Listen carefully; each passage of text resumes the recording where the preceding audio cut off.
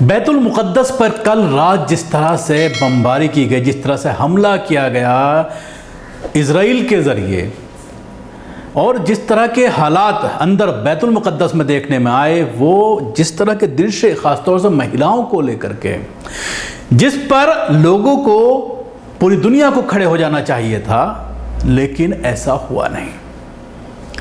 انسانیت کو شرمسار کرنے والے یہ درشے بیت المقدس کے اندر کے اس وقت کے ہیں جب یہاں پر لوگ عبادت میں موجود تھے۔ جس طرح سے رمضان کا مقدس مہینہ چل رہا ہے اور مسلمان پانچوں وقت کی نماز با جماعت مساجد کے اندر ادا کر رہا ہے، جہاں جہاں پر اب کورونا نہیں ہے، اسی کے تحت ہزاروں کی سنکھیا میں لوگ بیت المقدس میں موجود تھے، کیونکہ پوری دنیا کے مسلمانوں کا جو تیسرا مقدس ترین جو مذہبی عمارت ہے وہ بیت المقدس ہے۔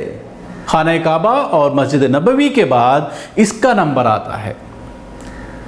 لیلۃ القدر کی راتیں ہیں، لوگ ہزاروں کی سنکھیا میں لوگ راتوں میں یہاں پر آتے ہیں، قیام اللیل کرتے ہیں، تہجد کی نمازیں پڑھتے ہیں، عبادات کرتے ہیں۔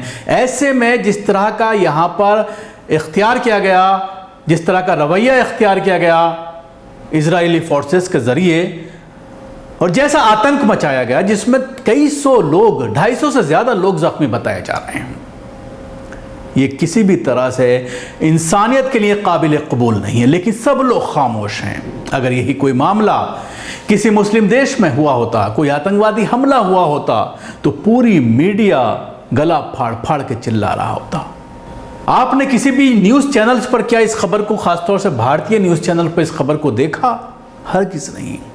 جس طرح سے ہماری سرکار کے اسرائیل کی سرکار کے ساتھ جس طرح کے آپس میں تعلقات ہیں، اور اکثر اب یہ دیکھا جا رہا ہے کہ سوشل میڈیا پر اسرائیل کا نام لے کر کے ہندوستان کے مسلمانوں کو ذلیل و خوار کرنے کی کوشش کی جاتی ہے، اور بار بار اس کا حوالہ دے کر کے یہ کہا جاتا ہے کہ اسرائیل کی رڑنیتی بھارتی سرکار کو اپنانی چاہیے، اس کے بعد ہی یہاں کے مسلمانوں کو زیر کیا جا سکتا ہے۔ معاملہ کیا تھا؟ اسرائیل کی حکومت نے ساؤتھ القدس کا علاقہ ہے، ایک شیخ جراح، جہاں پر فلسطینی سینکڑوں سال سے رہ رہے ہیں۔ بہت ساری ویڈیو سوشل میڈیا پر آپ دیکھ سکتے ہیں کہ لوگ کس طرح سے کہہ رہے ہیں، بزرگ لوگ کہہ رہے ہیں کہ میں یہاں پر پیدا ہوا، میرے باپ یہاں پر پیدا ہوئے، میں نے اپنے بچوں کی شادیاں کی، مکان بنایا، ایک ایک یاد اس مکان سے جڑی ہوئی ہے، لیکن اب اس مکان کو اسرائیلی حکام کے ذریعے خالی کرانے کی بات کہی جا رہی ہے، کیونکہ کورٹ نے بھی آرڈر کر دیا ہے، اور یہ کہا جا رہا ہے کہ یہ اسرائیلی یہودیوں کے مکانات تھے جس پر فلسطینیوں کے ذریعے قبضہ کر لیا گیا تھا۔ اسی چیز کو لے کر بوال چل رہا ہے۔ کل شام تک 6 بجے تک کا ٹائم دیا تھا الحماس نے کہ آپ بیت المقدس کو اسرائیلی فورسز پوری طرح سے خالی کر دیں، اگر نہیں کیا گیا تو حملہ کر دیا جائے گا۔ اور 6 بجے کے بعد 20 راکٹ داغے گئے فلسطین کی جو تنظیم ہے حماس، اس کے ذریعے، اور اس کے بعد اسرائیلی فورسز حرکت میں آ گئیں، تمام طرح کی ٹریننگز کو کینسل کر دیا گیا، اور اس کے بعد بیت المقدس پر دھاوا بولا گیا، اور جو وہاں پر آتنک مچایا گیا وہ آپ درشوں میں دیکھ سکتے ہیں کہ کس طرح سے بچے، بوڑھے کس طرح سے پریشان ہیں، بھاگ رہے ہیں۔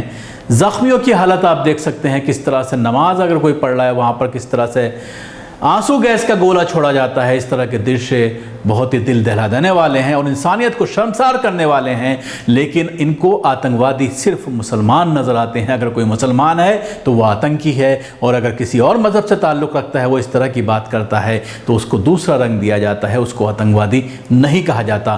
دیکھیے اس پورے معاملے پر آپ ڈیٹیل رپورٹ۔ اسرائیلی فوج نے غزہ پر فضائی حملہ کیا ہے، جس کے نتیجے میں 9 بچوں سمیت 20 فلسطینی شہید ہو گئے ہیں۔ اسرائیلی فوج نے فوری طور پر اس حملے کے بارے میں کوئی بیان جاری نہیں کیا ہے۔ فلسطین کے علاقے غزہ کی پٹی پر اسرائیلی جنگی طیاروں کی سوموار کے روز ہونے والے وحشیانہ بمباری کے نتیجے میں غزہ کے حکمراں جماعت حماس کے سینئر رہنما محمد عبداللہ فیاض شہید ہو گئے ہیں۔ العربیہ چینل کے نامہ نگار غزہ میں 3 زوردار دھماکوں کی آوازیں سنی گئی ہیں، اور دوسری طرف غزہ کی طرف میں یہودی کالونیوں میں خطرے کے سائرن بجائے گئے ہیں۔ ادھر اسرائیلی فوج نے غزہ کی پٹی میں داغے 7 راکٹ مختلف مقامات پر گرنے کا اعتراف کیا ہے۔ ان میں سے ایک راکٹ بیت المقدس میں گرا ہے، جبکہ دوسرے راکٹ القدس کے پاس گرا ہے۔ راکٹ حملے کے بعد اسرائیلی فوج کے غزہ پٹی پر زمینی اور فضائی حملے شروع کر دیے ہیں، جن میں اب تک کم سے کم 20 فلسطینی شہید اور کئی زخمی ہوئے ہیں۔ غزہ کی پٹی پر حملوں کے بعد اسرائیلی کنیسٹ کی عمارت کو خالی کرا لیا گیا ہے اور اسرائیلی فوج کی مشقیں بھی منسوخ کر دی گئی ہیں۔ اندور مسجد اقصی کے قریب کل سوموار کے روز بھی فلسطینی شہریوں اور اسرائیلی فوج کے درمیان جھڑپیں جاری رہیں۔ قابض فوج نے فلسطینی شہر کو منتشر کرنے کے لیے ان پر آنسو گیس کی شیلنگ، دھاتی گولیوں کی فائرنگ اور صوتی بمبوں کا استعمال کیا۔ ہلال احمر فلسطین کے مطابق تشدد کے حالیہ واقعات میں اب تک 305 فلسطینی زخمی ہو چکے ہیں، جبکہ 228 کو علاج کے لیے اسپتالوں میں منتقل کیا گیا ہے۔ پرتشدد واقعات میں 21 اسرائیلی پولیس اہلکار بھی زخمی ہوئے ہیں۔ غزہ کے حکمراں حماس نے اسرائیل کو مسجد اقصی سے سیکورٹی فورسز کا ہٹانے کے لیے سوموار 6 بجے تک کا الٹیمیٹم دیا تھا اور مطالبہ تسلیم نہ ہونے کی صورت میں راکٹ حملوں کی دھمکی دی تھی۔ اس الٹیمیٹم کا وقت گزر جانے کے بعد غزہ کے نواحی علاقوں اور یروشلم میں انتباہی سائرن بجائے گئے۔ اسرائیل نے سوموار کو یوم یروشلم منایا ہے۔ یہ دن اسرائیل کی اس مقدس شہر پر 1967 کے 6 روزہ جنگ میں قبضے کی یاد میں منایا جاتا ہے۔ اس موقع پر مسجد اقصی میں اسرائیلی سیکورٹی فورسز کی تشدد آمیز کارروائیوں میں سینکڑوں فلسطینی زخمی ہو گئے ہیں۔ فلسطینی انجمن ہلال احمر کے مطابق اسرائیلی سیکورٹی فورسز نے ایک مرتبہ پھر مسجد اقصی پر دھاوا بولا ہے، وہاں موجود فلسطینیوں پر ربر کی گولیاں چلائی ہیں اور اشک آور گیس کے گولے پھینکے ہیں، جس کے نتیجے میں کم سے کم 300 فلسطینی زخمی ہو گئے ہیں۔ مقبوضہ بیت المقدس کے علاقے شیخ جراح سمیت مختلف حصوں، چار دیواری میں واقع قدیم شہر کے باہر کے علاقوں اور حیفا شہر میں گزشتہ کئی روز سے فلسطینیوں اور اسرائیلیوں کے درمیان کشیدگی پائی جا رہی ہے اور یہودی آباد کار بھی اسرائیل سیکورٹی فورسز کے ساتھ فلسطینیوں پر حملے کر رہے ہیں۔ اسرائیلی حکام نے مشرق القدس کے علاقے شیخ جراح میں فلسطینی خاندانوں کو ایک عدالتی حکم پر جبری بے دخل کرنے کا عمل شروع کر رکھا ہے، جس کی وجہ سے کشیدگی میں اضافہ ہوا ہے۔ فلسطینی جوان اسرائیل کی جبر و جہد کی کارروائی کی مزاحمت کر رہے ہیں اور ان کے خلاف اٹھ کھڑے ہوئے ہیں۔ مقبوضہ بیت المقدس میں تشدد آمیز واقعات پر عالمی برادری نے بھی گہری تشویش کا اظہار کیا ہے اور فلسطینی خاندانوں کی جبری بے دخلی اور تشدد آمیز کارروائیاں روکنے کا مطالبہ کیا ہے۔ سعودی عرب کی وزارت خارجہ نے قابض اسرائیلی فوج کی جانب سے مسجد اقصی کی حرمت پامال کرنے اور نمازیوں کی سلامتی کو خطرے میں ڈالنے کے سلسلے میں حالیہ حملوں کی شدید ترین الفاظ میں مذمت کی ہے۔ اس منظم غنڈہ گردی اور بدماشی کی لپیٹ میں بچوں سمیت سینکڑوں فلسطینی آئے ہیں۔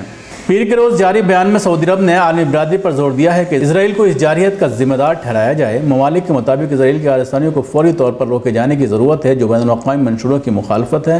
بیان میں باور کرایا گیا ہے کہ مملکت اس موقع پر فلسطینی عوام کے ساتھ کھڑی ہے، وہ اسرائیلی قبضے کے خاتمے اور مسئلہ فلسطین کے ایک منصفانہ اور جامع حل کے لیے موجودہ کوششوں کو سپورٹ کرتی ہے۔ مملکت اس بات کی خواہاں ہے کہ فلسطینیوں کے لیے بین الاقوامی قراردادوں اور عرب امن منصوبے کے مطابق 1967 کی سرحدوں پر ایک خود مختار ریاست قائم کی جائے، جس کا دارالحکومت مشرقی بیت المقدس ہو۔ Bureau report, news Max.